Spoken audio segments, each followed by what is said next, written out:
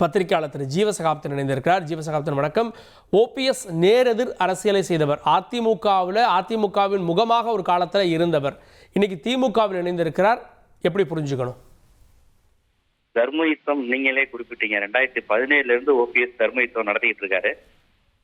தொடங்கின காலத்துல இருந்து தர்ம யுத்தத்தில் தோல்வியை மட்டுமே சந்தித்த ஓபிஎஸ் இப்போதான் வெற்றி பெற்று இருக்காரு நான் பாக்குறேன்.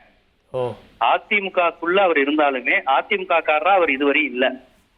பாஜகவால் துண்டாடப்பட்ட ஒரு நபராகவும் பாதிக்கப்பட்ட ஒரு நபராகவும் பழிவாங்கப்பட்ட ஒரு நபராகவும் தான் இத்தனை ஆண்டு காலமா இருந்தார். அதிமுகவின் எல்லா தலைவர்களுமே பாஜகவின் கைபொம்மை அல்லது பழிவாங்கப்பட்டவர்கள் அப்படிங்கிற நிலையில தான் இருக்கிறாங்க. இந்த நிலையில் ஓபிஎஸ் எடுத்திருக்க இந்த முடிவுங்கிறது ஒரு உண்மையிலேயே ரொம்ப ஒரு சாதுரியமான புத்திசாலித்தனமான முடிவு. தமிழ்நாடு முழுவதும் பாஜக எதிர்ப்பலை இருக்கு. இன்னும் சொல்ல போனா முக்குளத்தோர் சமுதாயம் முழுக்க முழுக்க பாஜகவால் பழிவாங்கப்பட்டிருக்கிறது அப்படிங்கிறத இப்ப அந்த மக்கள் உணர்ந்திருக்கிறாங்க. தஞ்சாவூர் கல்லரான சசிகலாவை காலி பண்ணதுல இருந்து, சிறைக்கு அனுப்பினதுல இருந்து, தேனி மாவட்ட மரவரான ஓபிஎஸ் ஒண்ணும் இல்லாம ஆக்கி செல்லா காசாக்கி செயற்குழுல வாட்டர் பாட்டில எரிய வச்சு எடப்பாடி தலைமையை ஏற்றுக்கொண்டு சொல்ல வச்சதுல இருந்து, டிடிவி தினகரனை இப்ப ஒண்ணுமே இல்லாம ஒரு ஆளுமையே இல்லாத மனிதராக்கி எடப்பாடி கிட்ட சரண்டர் அடைய வைத்ததுல இருந்து பாரதிய ஜனதா முக்குளத்தூரை ஒண்ணும் இல்லாம ஆக்கி, ஜெயலலிதாமையார் இருந்த போது முக்குளத்தூர் சமுதாயத்தின் தான் கட்சி, அந்த கட்சியே முக்குளத்தூர் கட்சின்னு புதுக்கோட்டைக்கு பிறகு எல்லாருமே சொல்லுவாங்க. இன்னைக்கு அந்த முக்குளத்தூர் அந்த கட்சியால் பாதிக்கப்பட்டு அப்படி அதிமுக தலைமைனா நமக்கு எதிரானதுங்கிற உணர்வு முக்குளத்தூருக்கு வந்திருக்கு. இல்ல அப்படி பார்த்தா திரு டிடிவி தினகரன் அதிமுக இருக்கக்கூடியவங்க சமூக வாக்குகள் சார்ந்தவங்க, திரு ஆர்பி உதயகுமார்லாம் யாரு, அவங்களெல்லாம் வச்சு மேட்ச் பண்ணிடலையா? சமூக வாக்குகளா பிரிவடையும் எப்படி சொல்றீங்க? இது நீங்க அழகான வார்த்தையை போட்டிருக்கீங்க, மேட்ச் பண்ணிடலையான்னு.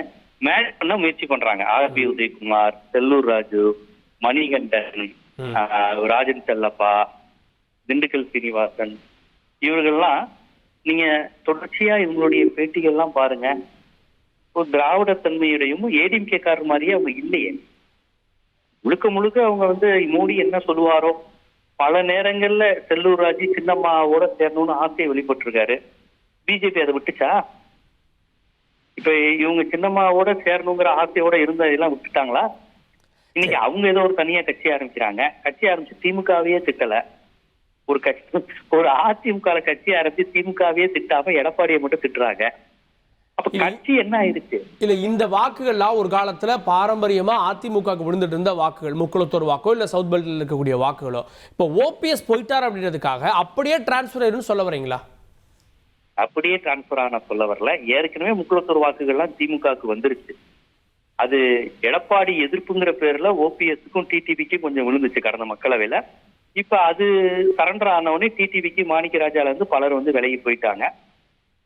இப்ப கடந்த மக்களை சண்டை பண்ற 2021லயே உங்களுக்கு ராமநாதபுரம் தொகுதியில ஒன்ன தவிர்த்து மற்ற எல்லா இடத்துலயும் டிஎம்கே தானே ஜெயிச்சிருக்கு.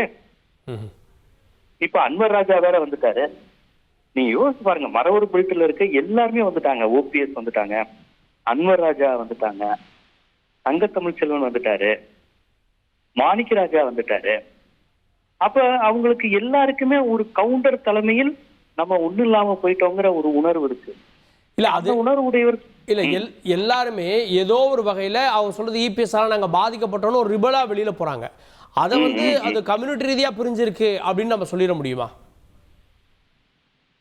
கம்யூனிட்டி ரீதியா தாங்க அது பிரிஞ்சிருக்கு. இந்த கட்சியை அவங்க கவுண்டர் வெர்சஸ் முக்குளத்தோரா தான் பாக்குறாங்க. அதுல கவுண்டர் சமுதாயம் வெற்றி பெற்றிருக்கு, அதுதான் உண்மை. அவங்க ஜெயிச்சுட்டாங்க.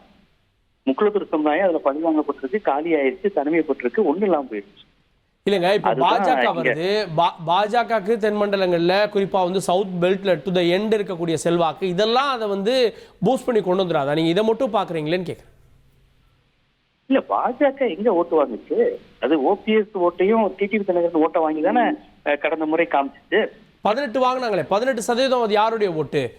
18% ஓபிஎஸ், ஏசி சண்முகம், உங்களுக்கு எல்லாருடைய வாக்குகளும் அதுல கலந்துருக்குங்க. அது மட்டும் இல்ல, அதுல அண்ணாமலை ரசிகர்கள் ஓட்டு இருக்கு, இபிஎஸ் எதிர்ப்பு ஓட்டு இருக்கு. நல்லா கவனிச்சு பாருங்க.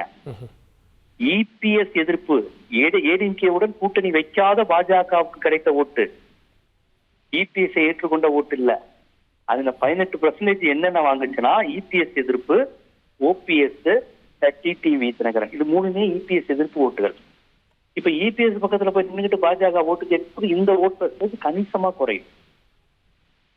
நன்றி அதெல்லாம் கணக்குக்கு. நன்றி திரு ஜீவசகாப்தன், இணைந்து உங்களுடைய பார்வைகளை பதிவு செய்ததற்கு நன்றி. 1,26,00,000 மனங்களை வென்ற தந்தி டிவி யூடியூப் சேனல். தவிர்க்க முடியாத தம்ப்நெயில்ஸ், கலக்கலான கான்டென்ட்ஸ். நீங்களும் இந்த குடும்பத்தில் இணைய இப்பவே சப்ஸ்கிரைப் பண்ணுங்க. அசுரபலம் கொண்ட எங்கள் டிஜிட்டல் கரங்களில் உங்கள் விளம்பரங்களை சேர்க்க வாட்ஸ்அப் பண்ணுங்க. 8939888838.